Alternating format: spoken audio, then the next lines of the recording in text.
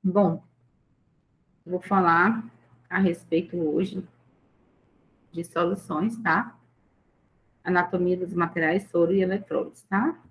Meu nome é enfermeira Tarsila. Eu vou apresentar aqui para vocês nossa apresentação. Essa aula geralmente é a terceira aula, tá? Então, vamos lá, tá? Então, tá aqui, sou auditora classificadora de registro Manchester, sou enfermeira assistencial da UF, mestrando em gestão de cuidados de saúde. Tenho especializações na área de nefrologia, enfermagem do trabalho, urgência e emergência, gestão hospitalar e UTI neonatal e pediátrico, certo? Sou auxiliar técnica enfermeira, sou instrumentadora cirúrgica, sou política brasileira filiada ao PCdoB e também sou secretária estadual do Mais Será, que é o movimento dos ativistas da enfermagem brasileira, movimento voluntário. Quem quiser fazer parte é só falar comigo. Mas, de antemão, nosso objetivo de hoje é a aula. Então, eu também sou professora de técnica de enfermagem, de graduação de pós, né? De especialização. Tem algumas redes sociais minhas, tá? Tenho mais, mas, gente, as principais são essas, onde a enfermeira está sendo no YouTube, pela parte educacional. Os objetivos é conhecer as diferenças entre soros e eletrólitos, estudar as indicações e contraindicações, o conteúdo deste slide, tem como referências bibliográficas os manuais do COFEM, conhecer a anatomia, né, dos materiais médicos hospitalares. Eu tenho aqui, em relação aos cristalóides e colóides, né, eu tenho vantagens e desvantagens, tá? Então, a vantagem do cristalóide não causa reação alérgica e, por outro lado, né, tem baixo custo e corrige déficit de volume intersticial e hipovolemia, tá? Já os colóides, maior rapidez de ação, menor volume para o mesmo efeito, podem aumentar a pressão oncótica e atravessar a parede vascular de forma lenta, certo? Já a desvantagem do cristalóide, maior volume para o efeito, maior edema intersticial, o rim lactado incompatível com vários fármacos, né? Então, a ingestão de grandes volumes, como cálcio e magnésio, podem ter efeito biorrelaxante, atravessa a barreira vascular de forma rápida. A desvantagem é que podem causar reações alérgicas, podem interferir com a coagulação, certo? O coloide, dispendioso e efeito temporário. Já um exemplo de cristalóide e colóides, cristalóides eu tenho cloreto de sódio, ringo lactato, solução plasma light, né? Então, o plasma light, ele tem um pH, para quem não sabe, entre 7,4, é indicado como fonte de água e eletrólitos, como sódio, potássio, magnésio, cálcio e o fósforo, e com agente alcalinizante, capacidade para neutralizar ácidos, certo? Então, ele é compatível com sangue ou componentes sanguíneos, essa solução plasma láctea, tá? Então, é caracterizada como cristalose. As soluções hipertônicas são os sorinhos, certo? Os sorinhos não, como é as ampolas, né? Onde tem a concentração bem maior, ok? E eu tenho os colóides, que seria aí, no caso, a albumina, né? Umas mais utilizadas, né? Como colóides a nível hospitalar, ok? E não proteicas, gelatinas, dextrans e amíveis. O que seria um soro? O soro, no geral, é uma substância solvente, que são infundidas em um indivíduo, soro fisiológico 0,9 e com lactato. As imunglobulinas, que seria caracterizado também como soro, né? Só que o objetivo é bem diferente, são anticorpos prontos, utilizados para a cura rápida, como soro anti-escorpiônico, soro anti-rápido. Solvente soluto, solvente é a parte líquida da solução, onde o elemento principal está dissolvido. O solvente mais utilizado é a água destilada. O soluto é a porção sólida que é misturado dentro do solvente. Tipos de soluções. Isotônica, você tem que aprender isso aqui, ó. Hipertônica e hipotônica. Onde é isotônica? Solução com concentração igual, ou mais próxima do sangue. A hipertônica, solução com concentração maior que a do sangue. E a hipotônica, solução com concentração maior, ou com solução com concentração menor que a do sangue. Menor. Então, hipo, menor. Hiper, maior. Iso, igual. Certo? soluções hipotônicas. Hipo, soluções menores, tá? Que a neosmolaridade do sangue.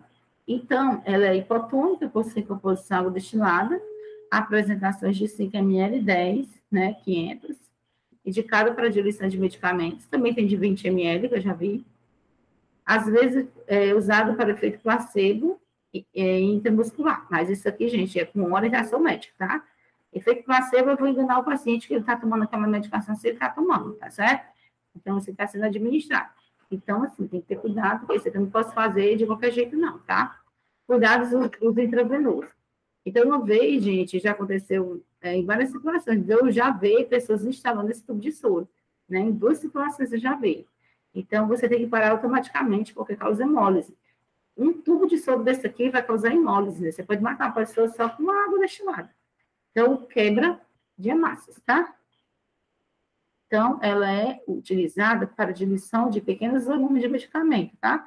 Água destilada, soluções isotônicas, iguais na tonicidade. Eu tenho aqui solução isotônica, possui sua composição cloreto de sódio, no caso seria 0,9%. Existem apresentações, também tem ampolas de 10 ml, 20 ml, 100 ml, 250, 500 e 1000, indicado para hidratação venosa, incompatível com anfotericina B e penicilina. A anfotericina é um frasco ampola que o paciente, ele muda até de cor, certo? É bem interessante a questão da mudança de cor desse paciente. Essa anfotericina, o frasco ampola dela custa em média de R$850. Ele é fungicida, tá certo? Ele é fungicida, tá? Ele é antifúngico. Com o tempo, o tratamento com essa medicação, o paciente muda de cor. Não que ele vai voltar à cor original dele, né? Ele muda com o tempo, né? Mas eu não tenho assim, tempo determinado. Cuidados com hipertensão, doenças renais, carga hídrica e uso ocular, tá?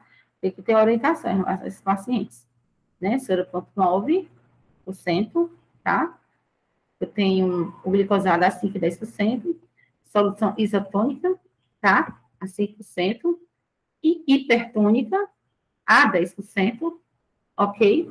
Possui essa composição glicose, a apresentação 250 e 500 ml, tem que ter muito cuidado, quando eu digo 10%, ela é hipertônica. A apresentação é 250 e 500, indicado para restabelecimento de fluidos e suprimento alcalórico, e compatível com a administração de sangue. Na verdade, nenhum soro, na prática, é para você colocar, tá? Na literatura diz que o soro fisiológico pode até entrar junto com o sangue, mas eu não oriento você a fazer isso, tá bom? Porque depois, se acontecer coisa com um paciente, vão culpar o copo do soro. Então, por via das dúvidas, você não mistura o sangue com nada. Incompatível com sangue e cuidados com a hiperglicemia e diabetes, tá? Se você tiver com hiperglicemia, não é orientada a colocar glicose, tá? Glicose 10% é a solução hipertônica, já essa aí, isotônica. Aí nós temos o rinculactato, é bastante utilizado para pacientes com choques hipocalímicos, né? Solução isotônica, possui seu composição soro, com sódio, potássio, cálcio, lactato e cloreto, apresentações 250, 500 e 1000, indicado para equilíbrio hidroeletrolítico e hemorragias, atenção com a administração com digital, certo? Então, para não causar, gente, é o seguinte, ó, a questão do digital, quando nós vamos ter uma aulinha sobre eles, tá? Uma aulinha rápida, enfim. Essas medicações, eles servem para pacientes cardíacos, tá certo? Pessoas que têm insuficiência cardíaca, tá? E é o seguinte, para administrar esse digital, uma curiosidade é que tem que verificar o débito cardíaco antes. Então, se tiver menor que 60 batimentos por minuto, você não dá comprimido. Exemplo, digoxina, um digitálico, você não dá. O batimento cardíaco tem que estar 60 batimentos acima. Então, eles são conhecidos também como cardiotônicos, né? Então, eles atuam com o aumento da força da contração do débito cardíaco. Então, se tu, né, enfim. Então, os principais medicamentos são a digoxina, digitoxina e metildigoxina, tá? Então, para você entender. Cuidados: acidose, alcalose metabólica, hipercloremia, hiperpotassemia e hipercalcemia, tá? Em relação ao cloreto, aí a solução de Henry com lactato. Não se baseie por cor, pelo amor de Deus, que eu já vi também vindo na cor laranja, tá? Então, reposição eletrolítica. O médico geralmente solicita uma bateria de exames de sangue em rotina diária, sendo esses para a verificação destes eletrólitos no organismo. Caso alguma alteração destes, o médico solicita por via de prescrição médica o que chamamos de reposição. Nada mais é porque o soro composto com estas substâncias irão repor o eletrólito necessário ao paciente. Então, cristalóides, o Ringer, sua principal indicação é diluir o sangue em casos onde há perda deste, de modo a evitar o choque hipovolêmico, atua na reidratação e restabelecimento do equilíbrio hidroeletrolítico, quando há perda de líquidos, de íons, cloreto, sódio, né, potássio também, tá? E cálcio. Ajuda no tratamento de profilaxia e tratamento de acidose metabólica, certo? Então, para você compreender. Solução glicofisiológico é glicosado mais fisiológico, os dois juntos, tá? Então, a concentração é 1 para 1. Então, solução isotônica, pode ser composição glicose e sódio, a apresentação é 250, 500 e 1000, indicado para diarreia, queimaduras e vômitos. Atenção com a administração com corticoides, que causa edema, tá certo? E cuidados com diabéticos e hipernatremia. Soro glicofisiológico, soro frutose a 5%, solução isotônica, pode ser composição frutose.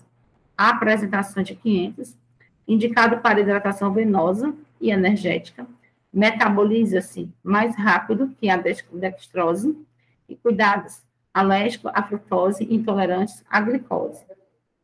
Soro frutose, tá? Então, pacientes renais, pacientes diabéticos, é um dos melhores soros, certo? É bem interessante, né? Então, ele vai metabolizar mais rápido, né? A dextrose, para quem não sabe, é a glicose, tá? Estudo de caso. Dona Luana compareceu à unidade de saúde, referindo fortes dores abdominais e vômito. E já, entrando em um profundo quadro de desidratação. A mesma diabética foi receitada terapia venosa com soro glicofisiológico. A técnica de enfermagem recusou a administração, porque a solução contém glicose, solução a troca de soro fisiológico. Ela fez correto? Não. O soro glicofisiológico pode ser administrado em diabetes, com cautela, e tem indicação para vômitos e desidratação.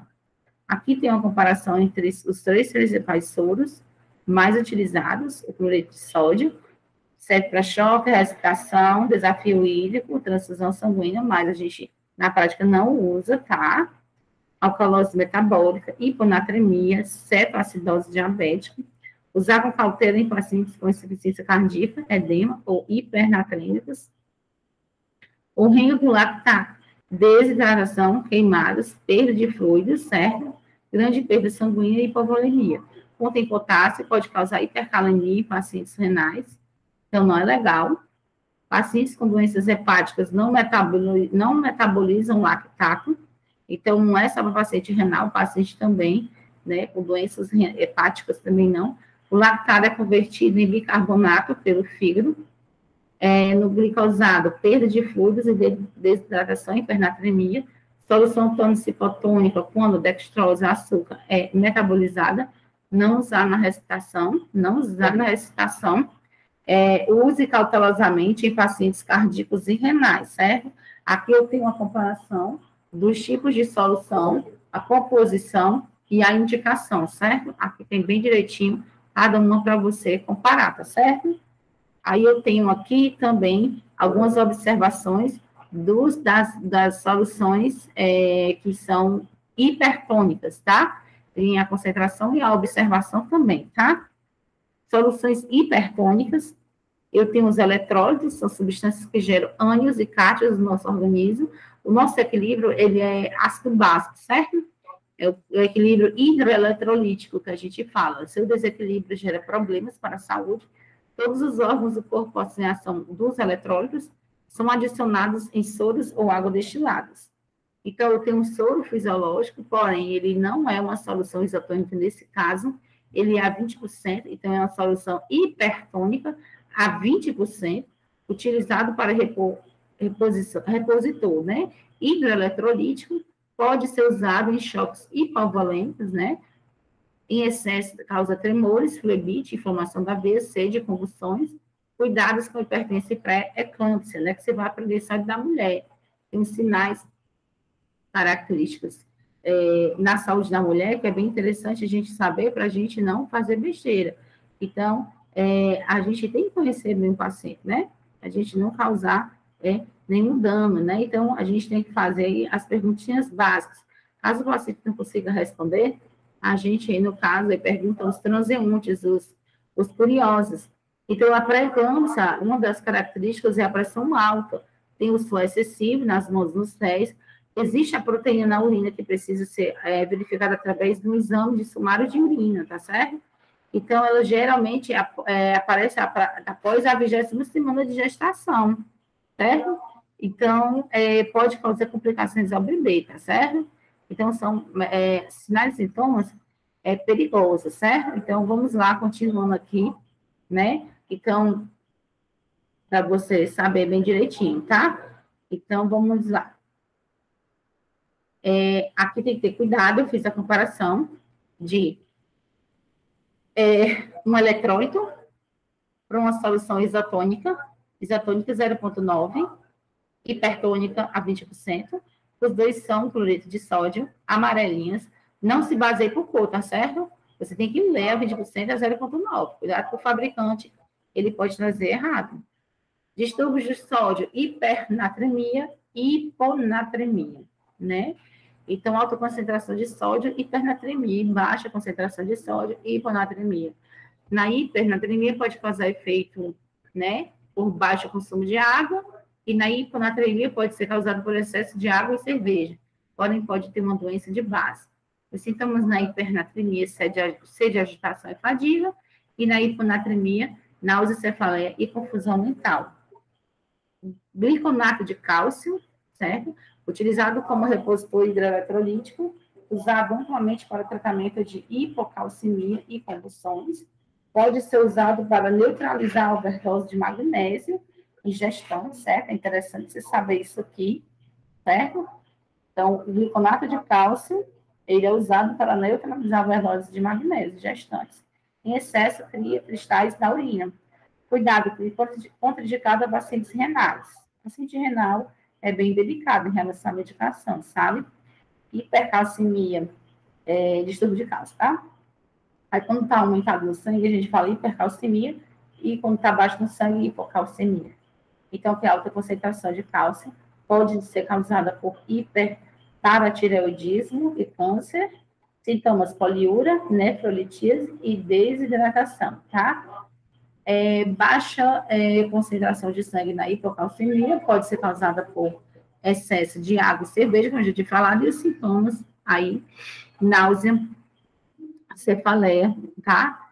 E a confusão mental, tá, gente? Então, tem que ter muito cuidado, que muitas das vezes o paciente fica com os distúrbios de confusão mental devido a distúrbios de cálcio no sangue, tá? Eu posso caracterizar a poliúria como quantidades anormal de grandes volumes de urina, tá? Então, eu tenho que ter cuidado. Então, é um termo médico para designar os casos em que o paciente passa a eliminar quantidades excessivas de urina, tá? Por algum motivo. Para que a poliúria seja confirmada, pacientes adultos precisam eliminar mais do que 3 litros de urina por dia, e crianças entre 2 a 2,5 litros por dia. O gluconato de cálcio é uma forma de cálcio mais utilizada para o tratamento de hipercalemia, ok? Também é utilizado para neutralizar a overdose de sulfato de magnésio, que é frequentemente administrado na gravidez, ao invés de se prevenir as convulsões profilaticamente, e preparados em gel de gliconato de cálcio são utilizados para tratar queimaduras com ácido fluorídrico, né? Então, no caso de um ácido, não vou tratar com álcool sabão, vou tratar aí com gel de gluconato de cálcio. Olha que interessante, né? E atenção à administração de medicamento, né? Vesicante. As injeções de sais de cálcio podem produzir irritação e, desta forma, cuidados devem ser tomados para evitar o extravasamento da solução durante a injeção intravenosa. Então, está dizendo aqui, para não perder o acesso, né? Porque senão é bem irritante. Administrar lentamente o gluconato de cálcio para evitar alterações anormais, né, do ECG. Cloreto de potássio 10%, também tem a 19,5%. É utilizado para repor hidroeletrolítico, usado para repor potássio perdido por diuréticos e diarreias, tem ação direta no coração, em excesso e morte, atenção para cardiopatas. Eu já vi paciente em parada cardíaca, com coração parado, né, parada cardíaca, claro, que quando a gente conecta no DEA, que é o desfibrilador externo automático, aparece lá a falta de potássio, né, e aí se caracteriza como uma parada cardíaca causada por falta de potássio. Aí, nesse caso, a gente tem que administrar o potássio por na veia. O que é que acontece? Esse paciente, na verdade, gente, no normal, a gente não dá essa medicação aqui em uma concentração muito baixa com o paciente, não, porque eu causo morte. Olha para você ver, né? Só que o paciente já está parado, né? Por falta de potássio, então a gente tem que administrar ele. Só que na prática a gente dilui esse potássio aqui dentro de algum soro, tá? Então, muitas vezes os pacientes estão com potássio baixo, mas antes de tudo, não confundir, né? O A10% com a 19,1, são concentrações diferentes, tá certo? Então, a hipercalemia é distúrbio de potássio, o potássio aqui está baixo, hipocalemia baixo, hipercalemia alto, certo? No alto, pode ser causada por queimaduras e hemólise, sintomas de arritmia, paralisia, bradicardia, alterações do ECG, e na hipocalemia, que é baixa concentração, pode ser causada por diarreias, uso diuréticos e doença renal, sintomas constipação, mialgia, câimbras e espasmos. Então, cloreto de potássio eleva a taxa de concentração do mineral ao nível sérico do sangue, tem sido associada à diminuição da pressão sanguínea e da mortandade por AVE. Para os atletas, agem nos processos de dilatação das vasos sanguíneas, consequentemente aumenta o fluxo de sangue e é bastante útil na contração muscular. E é um bom regulador do sangue, regula o açúcar do organismo, diminui a ansiedade e auxilia no processo metabólico de vários nutrientes. Atenção à administração de superdosagem letal. O potássio é um eletrólito utilizado pelos nossos corpos para ajudar a transmitir sinais elétricos entre os nossos neurônios e músculos. Numa quantidade maior do que é indicado, a substância provoca um desequilíbrio, induzindo a parada cardíaca. O sulfato de magnésio 10% é utilizado como repositor hidroeletrolítico, usado para controlar convulsões causadas por eclâmpsia e tétano. É o segundo eletrólito mais importante, e em excesso, envenenamento. Cuidados, doenças renais, tá? Envenenamento. Hipermagnesemia é alta concentração de magnésio, causada pela insuficiência renal aguda. Sintomas, mialgia, alteração do nível de consciência. A hipomagnesemia, baixa concentração de magnésio. Má absorção, alta expressão de magnésio e sintomas de convulsão. Infarto agudo do miocárdio e do crônico. Eletrólito sulfato de magnésio. Em administração intravenosa, se emprega frequentemente para reduzir a intensidade das câimbras, encontrado em forma de gel para aplicação tópica sobre feridas e áreas doloridas, também indicado como laxante, sendo útil também contra azia, na digestão também, deficiência de magnésio, limpeza de pele, unha encravada, dores musculares, artrite, flebites e fibromialgia. Então, é bastante essencial para o funcionamento da bomba de sódio e potássio, age como bloqueador do canal de cálcio fisiológico, bloqueia a transmissão neuromuscular. É muito utilizado durante a gravidez para a prevenção das crises convulsivas ou em coma, conhecidos como eclâmpsia.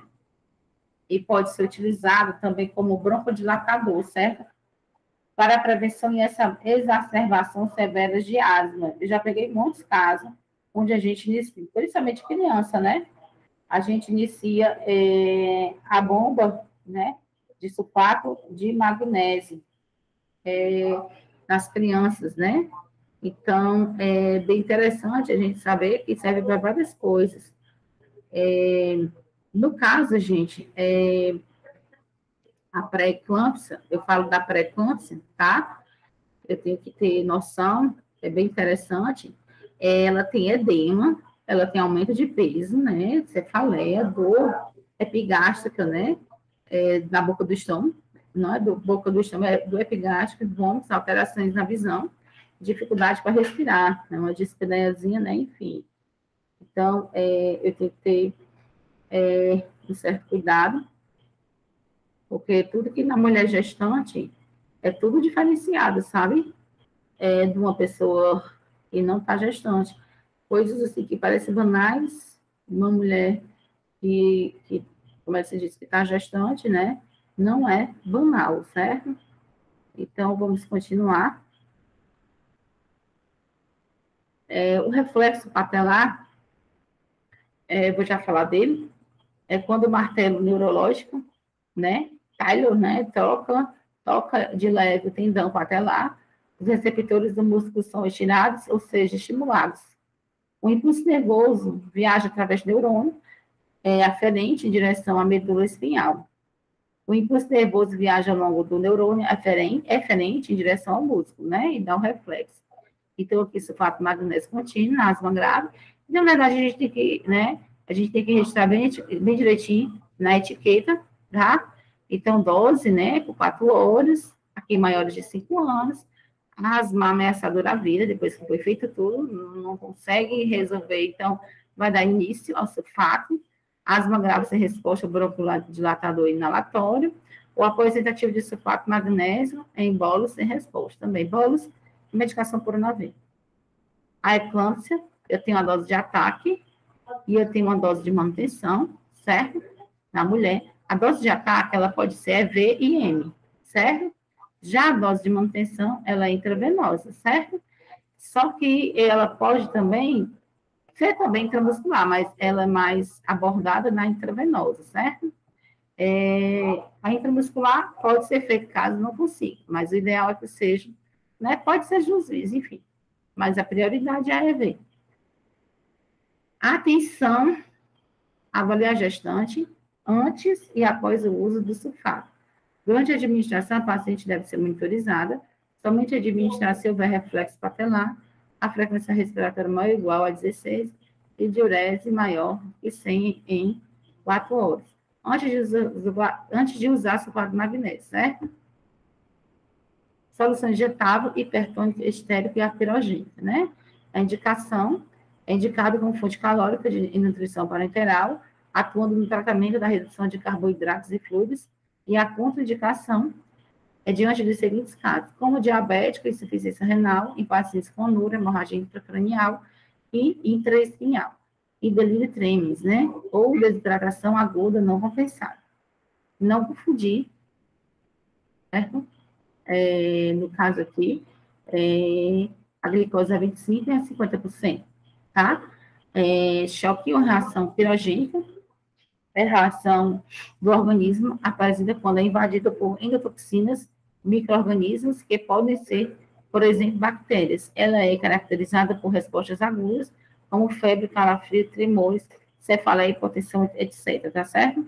Então, você tem que ter muito cuidado, tá? Então, vamos lá. Coloide. Coloide, no caso, a albumina humana, tá? É indicada para corrigir o volume de sangue e a quantidade de líquido nos tecidos, como problemas dos rins e do fígado, queimaduras graves, sangramentos graves, edema no cérebro, que é pressão intracraniana elevada, tá? Que é um inchaço do cérebro, a gente fala, infecções generalizadas, que é septicemia, desidratação, diminuição acentuada da pressão arterial, ok? Também pode ser usada em recém-nascidos e bebês, especialmente nos casos de excesso de bilirrubina ou diminuição de albumina após cirurgias complexas. Albumina humana versus albumina suplementar. A albumina humana é composta de proteína plasmática obtida a partir do plasma de doadores, sendo sintetizada pelo fígado. Já a albumina suplementar encontra-se em muitos dos suplementos alimentares, é derivado da clara de ovo, sendo considerada uma proteína de alto valor biológico, por conta do seu perfil de aminoácidos. Portanto, a albumina humana não deve ser usada para aumentar a massa muscular. Esses casos é recomendado usar os suplementos de albumina. Então, melhora a função respiratória, atrofia gasosa, cardiovascular, neurológica e adequação do balanço hídrico. É um hemoderivado injetável, extraído do plasma sanguíneo humano, foi desenvolvido em 1940. Vocês sabiam disso? Tirado do sangue humano, né? Anatomia dos materiais, para você entender, sítio de conexão do equipo, sítio de aditivação de medicamento. Eu tenho o bisel, que é a ponta da agulha, a haste, o canhão, e a estrutura da seringa, base do êmbolo, flange, né? A rolha de retenção, graduação, certo? Bisel, a haste, o canhão, corpo e cilindro, que é onde eu posso pegar, o êmbolo, onde eu não posso pegar, tá certo? Dentro da seringa também não. Alguns tipos de indicações de seringas, certo? Cálculo de medicamentos, o que ninguém comenta, tá? Compatibilidade, né, de medicamentos, que cálculo de medicamentos a gente vai ver em outra aula, e recipiente de soro. O Propofol, ele é compatível com o PVC, tá? É o que a gente usa mais, gente, certo? Ele é também compatível com vidro, tá? A ciclosporina é compatível com PVC, incompatível com PVC, incompatível. Medicação, ela é, como é que se diz, meu Deus, para transplante, tá? Paciente imunodeprimido, né? Tá, teve um transplante, ele toma ciclosporina para evitar a reação àquele órgão. Ele é compatível, né, com vidro. A amiodarina é compatível por 24 horas com PVC e vidro é compatível, tá? E a nitroglicerina é compatível com PVC e vidro ela é compatível, tá certo? Então, compatibilidade de medicamento vezes recipiente do soro, certo? Assistir alguns videoaulas, ao filme, indicações, tá, gente? Dá uma olhadinha nesses 10 passos, tá? É bem interessante, tá? Atividade de casa com a diferença desses soros no caderno, viu? E hasta luego, até mais. Então, gente, eu espero ter ajudado vocês, né? E nessa caminhada, nessa trajetória, né? É um pouquinho longa, foram 58 slides, mas conhecimento é o que vale. Então, uma honra, né? E até a próxima.